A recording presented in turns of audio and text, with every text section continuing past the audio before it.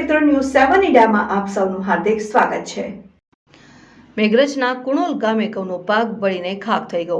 કુણોલ ગામના વણકરવાસની આ ઘટના ખેતરમાં લાઇટના તાર ભેગા થવાથી બની આ ઘટના 6-7 વીઘામાં ઘઉં બળીને ખાખ થતા ખેડૂતના માથે આબ ફાટી નીકળ્યું હોય તેવી સ્થિતિ।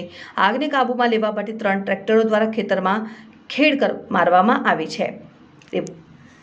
Reporter Gajendrasinh Zala, news 7 India, Aravalli.